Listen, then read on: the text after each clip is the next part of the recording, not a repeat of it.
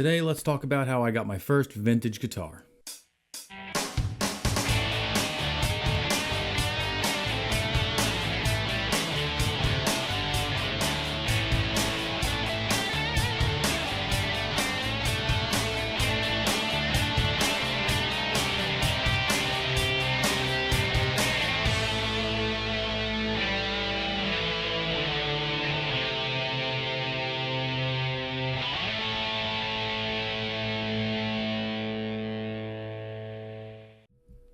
What is up, everybody? Welcome back to the channel. Sorry I haven't been here last week. I was actually went on a little bit of a weekend trip with my brother to see our favorite band, Blackberry Smoke. We saw them over in Maryville, Tennessee. They put on a 3-day show and we went for day 3 and we had a great time. We met some really cool people and Blackberry Smoke was awesome as always. Before we get into today's show, do me a favor, hit the subscribe button, hit the like, leave a comment, follow me on Instagram at Guitar Gear Trader. Today, I want to talk about how I acquired my first ever vintage guitar, my beloved Gibson ES-330. So, for those of you who know me, or know the channel, or have spoken to me about guitars, you'll know that I am a Beatles fanatic. I love the Beatles. And I've been trading guitars and, buying gear for about 22 years now, since I was about 18 years old. And one thing that I've always wanted was Beatles gear. And the kind of the holy grail of Beatles gear, for me anyway, is a 1960s Epiphone Casino. That's what John Lennon was famous for playing. That's George had a casino back in the Beatle days. I'm pretty sure even Paul had a lefty casino. I could be wrong about that, but I know George and John had basically matching casinos. They were like a tobacco sunburst. One had a Bigsby and one had the trapeze tailpiece. And it's an iconic Beatles guitar. And I've owned a bunch of newer Korean-made or Chinese-made Epiphone casinos in the past, and they're great guitars. For the money, you really can't beat those guitars at all. But I really wanted a vintage 60s Epiphone casino. Well, I'm not made of money, and vintage Epiphone casinos are, depending on how good they are, depending on where the pickup is placed, they could go up to $8,500, $9,000, depending on the shape that they're in and the year that they are. The closer you get around to the same model year that John and George's were in like the 1964, 63, 65 era, they tend to be more expensive. Also, if they're the same colors as John and George's, or if they've been stripped to natural, which typically you don't see because they didn't come in natural back then. John stripped his to natural as he progressed through the Beatles into the late 60s. If they have the correct tailpiece, if they have the correct position of the pickups, there are versions of this guitar that have just one pickup in the middle. Those aren't as highly sought after as these. There are other ones that have little Epiphone whammy bars on them that aren't as valuable as these. But if you didn't know, Gibson bought Epiphone way back. I'm pretty sure in the 50s they bought Epiphone. And what they did was they made Epiphone versions of their own guitars. So this is a Gibson ES guitar. And if you know anything about Gibson ES guitars, there's a whole bunch of different models. There's the 330, which is this one, and a 330 is hollow, completely hollow inside. There's no center block. And it has 2 dog ear P90s. And it has these block inlays. Now, the Epiphone version of this is extremely similar. Same body style, completely hollow inside, trapeze tailpiece, dog ear P90s with chrome covers. They have split trapezoids though, or split inlays, which are pretty cool. And obviously they have an Epiphone headstock, thin Epiphone headstock, where this has the Gibson headstock. But the guitar itself is the exact same guitar. There's really nothing different about it other than the inlays and the shape of the headstock. So for me, this is probably the closest I'm going to get to a real 60s Epiphone Casino. And to be really honest, I'm okay with that because I absolutely adore this guitar. It would be very, very difficult for me to give this guitar up. Let me show you some pictures of this guitar. So I have a little book that I keep through an app called Mimeo. This isn't a paid ad for it at all. I just want to give them some props. Mimeo is an app that you can buy on a Mac or your iPhone, and it'll put a book together for you, or you can put a book together on your own with different pictures. And these are just some pictures of the guitar that I have taken and put into my book because I like to document my stuff. You can see the cool back, the cool figuring on the back there. The wood looks really good. There's the serial number, which is 063736. Okay, you can see the ES-330 TD stamped inside. It's not TDC. Okay, a lot of these say TDC, and the C would stand for cherry. Okay. The T stands for thin line, and the D stands for dual humbucker. And this is a blue Strat. Now, why is there a blue Strat in my little slideshow here? Because I traded for this guitar on Facebook Marketplace. And the person that was selling this guitar was a young lady who owns a guitar shop in North Carolina, I want to say. I think it was North or South Carolina. And she was selling this guitar on Facebook. She has a residency in Nashville, and she sells a whole bunch of stuff out in Nashville as well whenever she's here. And she wanted $5,000 for this guitar. Well, I didn't have $5,000, but I had a couple of cool guitars that I thought she might be interested in. So I contacted her and I said, listen, I have a couple of things that I think maybe would be valued at $5,000 that you think the guitar is worth. Now, at the time, a Casino of the same year, this is a 67, Casino of the same year would have been around $7,000, $7,500. I thought this was a decent price at $5,000, plus if I can get it on trade. So I contact her. I offer her this blue Strat. I think it was like a 1997 Strat that I got on Reverb. Got it for like $800. She valuated it at $1,100, so I wasn't going to argue with her. And then I had this guitar, which is a Martin D35, which I absolutely adored this guitar. It was an early 2000s D35. It's got the Brazilian rosewood in the back with the beautiful figuring there. I was very upset at the time that I got rid of that guitar because that was one of my favorite acoustics, but I have replaced it with a different D35 that is just as good as that one. And she evaluated that at around, I want to say it was $2,500 that she evaluated that on. So I got myself up to $3,400 or $3,500, $3,600. So then I just gave her the rest in cash. So I gave her like $1,500 in cash plus the two guitars. I met her in Nashville and she traded me for this wonderful 67 Gibson ES-330. It's all original, except I don't think the tuners are. I'm almost 100% sure the tuners aren't original because they look period right. But I looked at other examples of this guitar all over the internet, and they always seem to come with those little white kind of kidney bean shaped tuners. So I went out and I found a vintage pair of those tuners and I bought them just in case these aren't the originals. But I don't see any holes that are different for different machine heads. There's no evidence that these were taken off. They have the right patina on them that makes them look that they are original. There's no rings around or indents from other tuning pegs on there.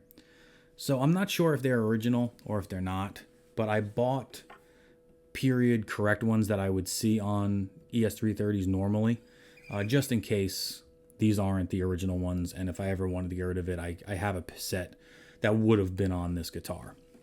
It's an absolutely gorgeous guitar, and I'm so so happy that I was able to get this. The only way that I would get rid of this guitar would be if I could replace it with an actual 60s Casino. And I almost traded it away twice. Okay, so one time I had a gentleman who was selling a 1964 all original Gretsch 6119, which is the Tennessean that George used. It was a 64, had no binding rot on it. It was immaculate condition. And he wanted a certain price for it that I thought was a little bit high. And I showed him a couple of pictures of guitars that I had that I offered to trade him, and this was not one of them. And he said, "Well, what's up with that 330 on the wall?" And I was like, "Well, that was my first vintage guitar. It's an amazing piece. That's not it's double what you're asking for your guitar." He's like, "Well, what if I gave you the 64 6119 Gretsch as well as a 65 all original Country Gentleman, which was another guitar that George Harrison used. So now I could have given this up for two 1964, 1965 Gretsches that were, used by George Harrison, or the models that were used by George Harrison." And I declined that offer, right? I thought about it real hard. I thought about it really, really hard, but I decided to keep this because it plays so well. Like this guitar, it's that perfect.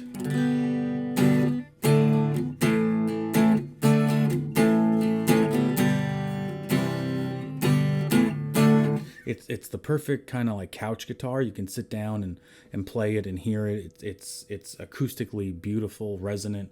It has like the perfect action on it. It has these nylon saddles that really give it, like, to me, gives it a more warm tone to the guitar. The only issue with this thing is that, like, if you put it through an amp and you make the gain a little too loud, it'll reverberate the top of this, and there's nothing inside here, so it feeds back really bad.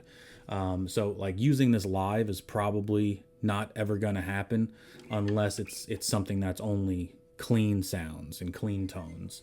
But even then, I think if you put the volume up too high, it might feed back on you. I've never tried that, but this isn't something I would go taking out and bringing to bars and things like that. This is too precious to me. The other time I almost traded it away was I went to Rumble Seat Music here in Nashville. It's a famous guitar shop, and he had on the wall a 66 Epiphone Casino, all original, in cherry red, with a little Epiphone whammy bar on it, which I really dig. I don't mind it. Some people don't like it, but I don't mind. It's like a little wooden block. It has the Epiphone E on it, and it's a little whammy bar. And it was mint. It looked mint condition, and he only wanted, like, I think he wanted at the time like $3,800, $4,000 for it. And I was like, I'll go home and get the 330 and maybe make some money on this deal. If he can give me $5,000 for this and I can pay off the other guitar and make $1,500, I was like, I'd be as happy as a pig and you know what. But so I decided to play. I took it off the wall and I plugged it into an old Fender amp, and this thing was almost unplayable as far as the electronics go. This thing would not stop howling, would not stop feeding back. I couldn't touch the strings without this thing just feeding back like crazy. And this guitar does not do that. I can get this at a relatively decent volume in my bedroom or in the studio here and not have it feed back like crazy. This was just in a music store on like 2 or 3 on an old Fender amp, and it was uncontrollable. And I even gave it to the guy. I was like, "Am I doing something wrong? Is there something I need to do differently to make this thing sound right?" And even he had trouble, kind of getting it to cooperate with him. So I was like, you know what, this guitar, the way it is, it's so perfect. It feels so good. It plays so nice. It's the exact same guitar as a Casino, guys. It's no different, except that it has a Gibson logo and a headstock on it and block inlays instead of split parallelogram inlays or whatever they are. I'm afraid to change the strings on it because it sounds so good. I don't want it to change at all. And I've watched a lot of interviews with a lot of famous people that say that they never change the strings. They play on old strings all the time, and there's nothing wrong with that. And as long as it sounds good to you, then that's all that matters. So let me plug this in for you a little bit, give you some tunes that I might play on it. I'm gonna put it through my Mesa Boogie Badlander because that has a direct out into my soundboard, as well as some cab simulators on the back of it. So it's good to go through. I know that's not a Beatles amp, right? If I was to play this, I'd probably put it through my Vox AC30 or my Fender Twin or something like that. I know a Mesa Boogie is not going to give me the tones, but I'm going to keep it on the clean to play some stuff on it. And then I have a Big Muff Pi pedal to put some fuzz on it. Now, I'm going to play a little bit of Revolution for you so that you can see how the fuzz, it takes the fuzz part of it. But I've been having trouble trying to get like that Beatles fuzz. And upon further research, I found out that the Beatles actually plugged their guitar directly into the soundboard and just overloaded the board preamp and got it to distort and fuzz like that on Revolution. So the fuzz that I'm going to put on it isn't, very Beatle-esque, but it's going to do the trick. So stay tuned.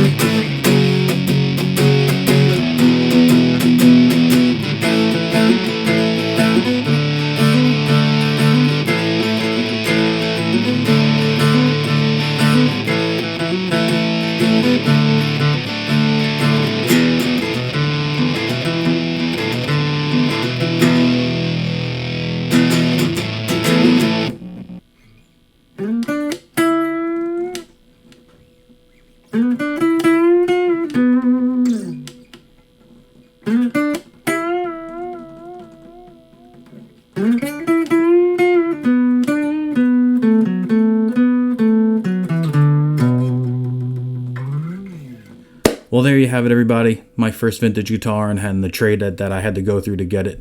I couldn't be happier with it. I got it about 2 years ago, and like I said, it would be very hard for me to let it go. Hope you enjoyed the show. Do me a favor, hit the like, hit the subscribe button, leave a comment down below. Follow me on Instagram at Guitar Gear Trader.